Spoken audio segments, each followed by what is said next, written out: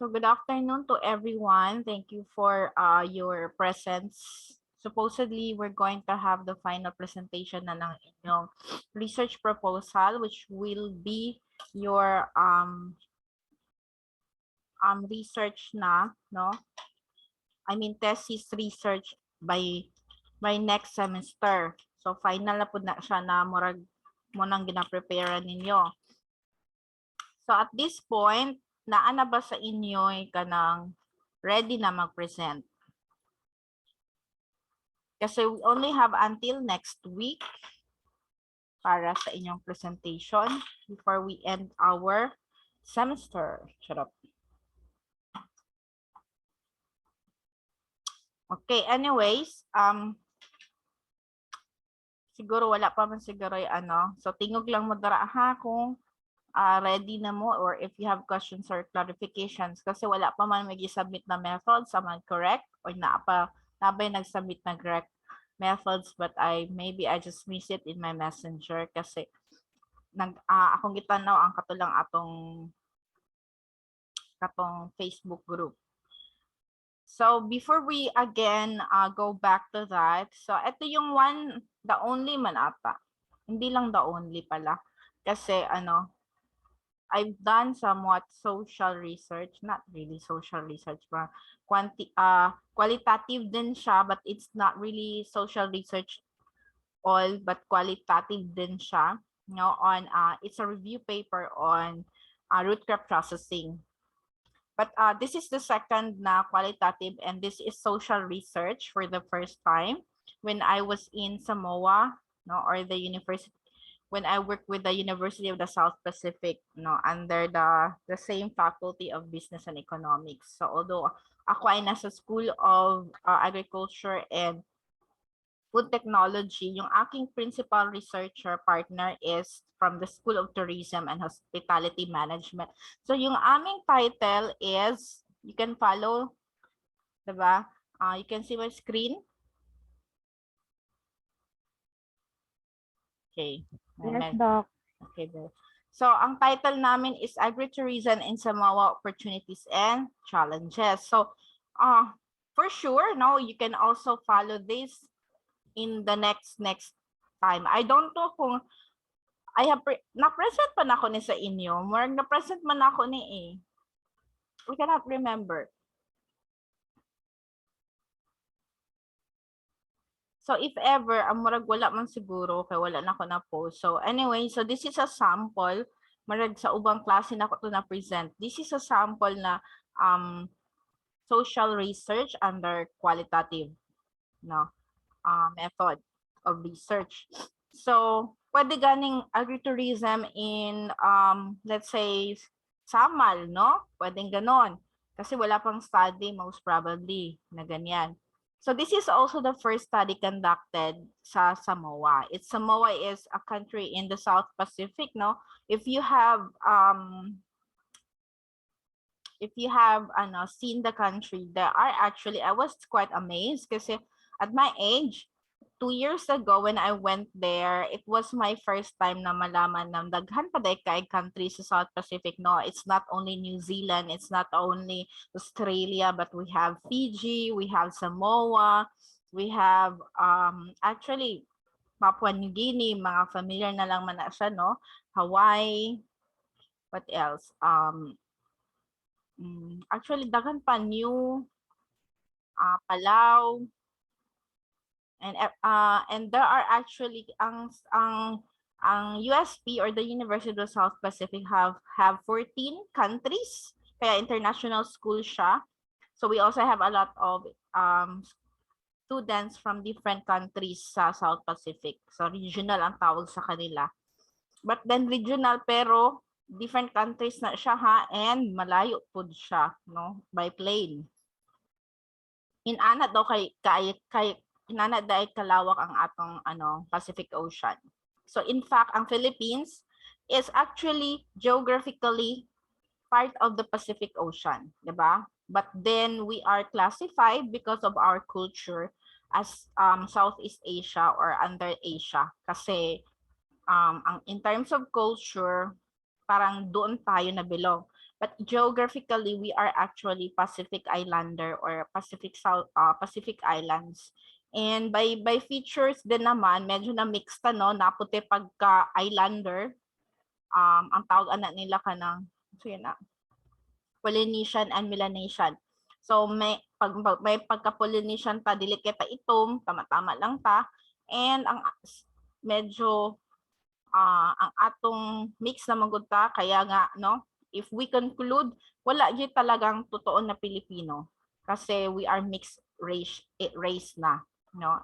The fact that we've been colonized by Spaniards for 300 years, no, and mga 30-40 years by Americans. That's why yung ating mga pangalan ay may English, may Americans, and even Japanese.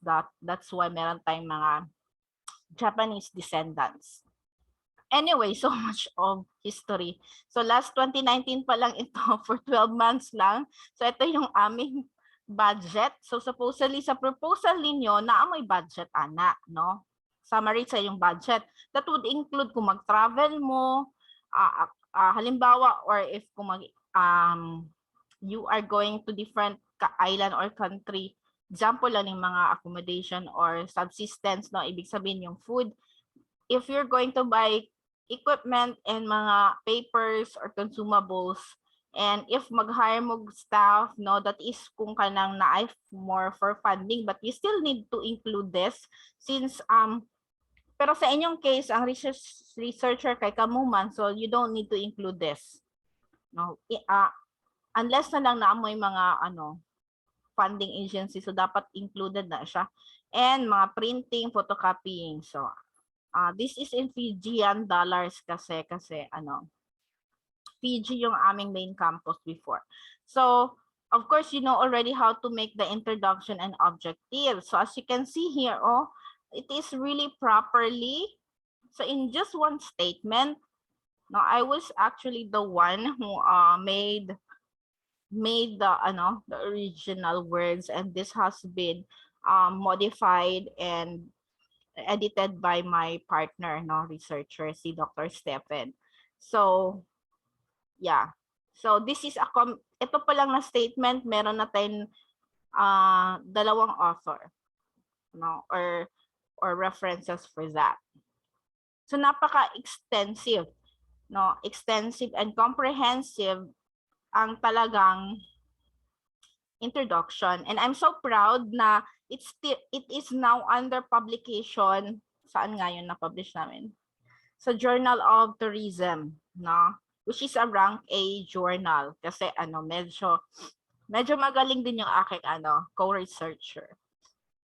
And yeah, so ganito maggawa ng talagang napaka pang high level na ng mga introduction wherein you are going to i-translate nimo ang statements from other sources into your own words or into your creative, but not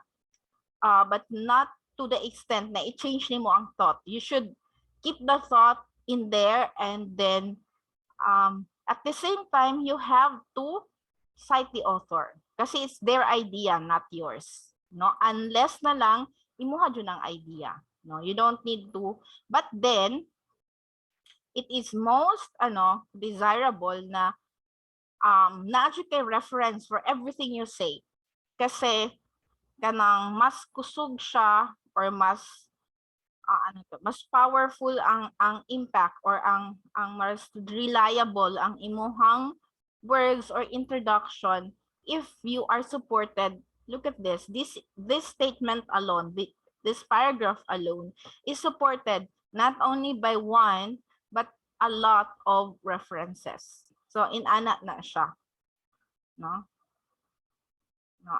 Studies have indicated the potential and challenges of agritourism in various countries, like in Malaysia. So this has been reported by Mansour, and also the USA, in Brazil, in Sri Lanka, and so on. So in the last it's all about Samoa. So again, kailangan sa introduction mo, ano yung background, bakit mag-study ka niyan, ano yung topic mo, you should be able to explain, at ano yung purpose mo. So hence this study therefore aim to examine the opportunities and challenges of agritourism development in Samoa for farming and economics sustainability, and specifically ganon, no? We have a lot of different naman na format. So yung format ninyo, by the way, yun pala no, yung format pala ang ko by next week. So if anyone could remind me next time ha, kaya sige na lang kung kalimut ani na book ang nakalimut ko, dapat i-prepare na ko ang format if we have. Okay. So for the format, next week na lang na ako i-present sa inyo ha, no? And but hopefully makapresent na mo sa inyong methods. So methods na lang man ang kulang, and I guess na ay isa ka group na wala pa ka-present jud or naka-submit. So when we say theoretical framework, it's the theory na gina-base nato ang ato ang research. So for in this sa aming study, we use the Weberian perspective. So it is, we will not dig into deeper meaning of what is this Weberian perspective, no? Kasi that's not our main goal. Ang main goal natin para makita natin anong format or anong dapat gawin in our proposal. So in here sa theoretical framework, we explain anong model ang ginamit at saka anong ibig sabihin ng model na ito, no? Like ayan, and anyway, it has to be supported by a reference, no? So ito yung model. So para magkaroon ng successful agritourism system, so this is the specific model na ginamit, research question 1, 2, and 3. So in how it goes into a system. So yun yung parang framework, no? And supported by a model or parang figure na rin, no? Pwede naman siyang explanation lang, walang figure, but it's better presented in a table. So lahat ng itong table na ito is explained in the discussion here. So wala naman masyadong binago dito, no? Kasi it's a model, and once a model, kailangan talaga into yung words na isusulat mo dyan, and just cite the reference. So sa background, this is a review of literature. So we did about agritourism potential and challenges. So ayan, so hopefully kayo you already have your very comprehensive na review of literature, no? So potential and challenges pa lang yan ha. You can see it is supported by a lot of references. Ayan. At saka medyo madami. And another subtitle under RRL is Tourism in Samoa. No? Actually, dinagdagan pa namin ito kasi on the final publication, sabi nila it's better na mag-provide kami ng other data about tourism in Samoa.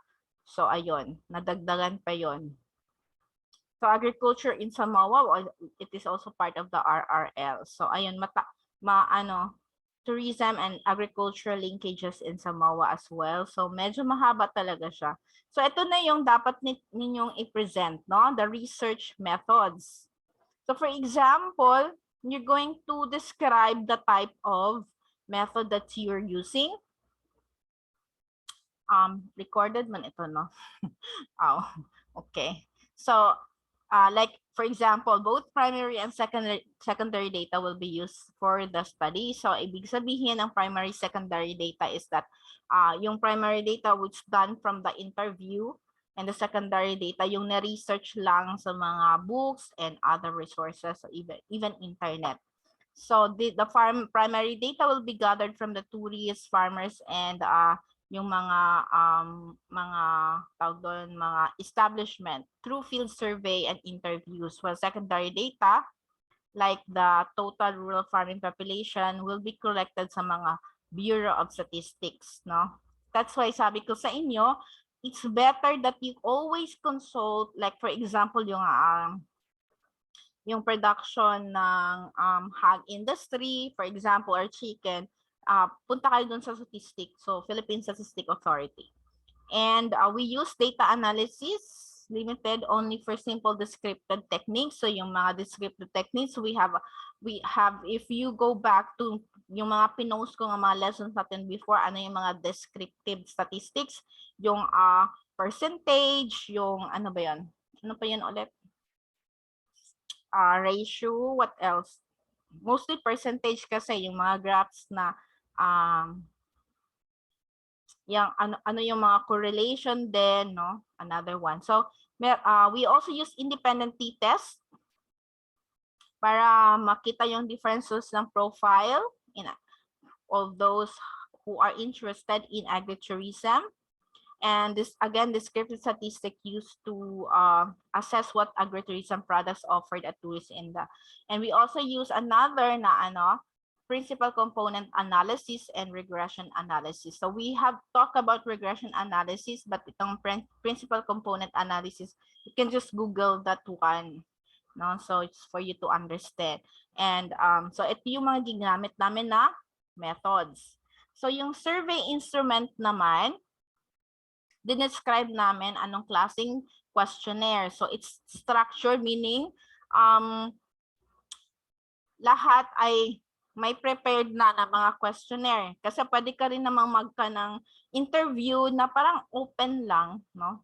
Na kung ano lang gustong i-share ng yung interview. For example, punta ka lang doon sa, halimbawa, especially kung punta ka ng tribo, no? Mga tribes, and then kung ano lang yung gusto, anong gusto niyong i-share about sa inyong culture tradition, no? So, ang pag-interview mo ay depende sa anong gusto nilang i-share at anong meron sila, no? Hindi siya structured na isang question para sa lahat, no? Kasi iba-iba naman. In that case, pero in our case about agritourism, structured siya kasi isang questionnaire kami. And yun yung tinanong namin sa lahat. Although, in the end, nagkaroon kami ng mga different result. Kasi iba-iba naman talaga, no? And supposedly yung dahil nga nag-pandemic, nakauwi ako ng Philippines. So only the part 1 lang yung aming na-conduct, and he is still waiting for me to come back bago mag-second phase. But because of pandemic, parang forever na talagang dito na ako sa Pilipinas, no? And I love staying, of course, no place like home. So, and also, open-ended. Ibig sabihin, hindi lang siya yes or no, question answered by yes or no, but it should be both closed questions din, no, na answerable by yes or no. At open-ended, ibig sabihin, like, what is your name, or what's your work, or what's your occupation. So that's an open-ended question. Pag sinabing, do you like agritourism? Yes or no, those are closed questions. So, and focus on topics. So, sabihin mo anong mga topics. No? And sometimes, if you follow a procedure na hindi ka confident masyado for using this in the first time, so you can also cite an author that have used the same procedure or instrument that you are using. Yan. So, and also standard mga demographic questions. So I know you are already familiar that one. Yung group 8, meron silang ganito demographic surveys. Ayan. So meron din kaming parang ano tawag doon, an instrument or attributes, parang rating scale. Like, i-rate nila from 1 to 5 for important, not important, and very important. And based ito sa mga authors, no? At meron ding pre-test survey instrument. Ibig sabihin, bago namin gamitin yung questionnaire namin, parang nag-testing muna kami, no? Para pag after testing, alam namin kung anong kulang at kung effective ba siya or efficient bago kami mag-actual. Ayan. And then you have to mention ilang sample ka, anong population, no? Sino-sino ang mga interviewin. And also you also do implications, no? Like most of you, parang ano ba yan? Yeah, purpose of the study. And time frame, of course. Kailan dapat matapos, and your references. Ayan. So, as I have said, at least man lang 10, no? And it should be more than 10 references. And your budget. Again. Kanina kasi summary lang yung nasa front, and then sa detailed naman, i-specify na ninyo paano nyo kinuha itong 6,000, no? Yung 3,000. Ayan, i-compute dito. So, do you have any questions or clarification before we end? So, actually, yung proposal medyo madali lang naman siya, no? But it's not really kanang madali, no? Kung first time pa natin gumawa ng proposal, medyo matagal din. It would take you months also if hindi ka masyadong focus, no? And sometimes it needs a smooth meditation at saka mag-isip talaga, no? Brainstorming. As I have asked before, sabi ko, ano ba ang mas madali? Ang gumawa ng mag-isa ng research or as a group? So sabi ni John Ray, mas mahirap daw gumawa ng grupo kasi although mas siya, one head is better than many heads is better than one, pero magkaka-clash kasi yung mga ideas. So medyo you have to, you have to compile and compose all your decision into as a group decision. So yun lang muna for now. I hope maging ready na kayo by next week. If kung ano lang yung ma-present ninyo, no, but most importantly, makasubmit talaga kayo. Ang pre-final ninyo ay the whole proposal. Ang final ninyo is yung PowerPoint presentation. So do you have any concern before? Kasi thanks God it's Friday na tayo ngayon. And by next week, Monday, Wednesday, and Friday is your last chance to present your final output. Whether you like it or you like it. Whether kung ano lang meron kayo, dapat mag-present na talaga. No? So, some more clarifications? Questions? Aya? Mira? Jenaline? Novi? And Lynn? Wala na, ma'am. Okay, so better kung naamo video na video presentation na i-video na lang diretso kung if di pa gyud ma-ready kay nag-cramming na mo, then we'll have the actual.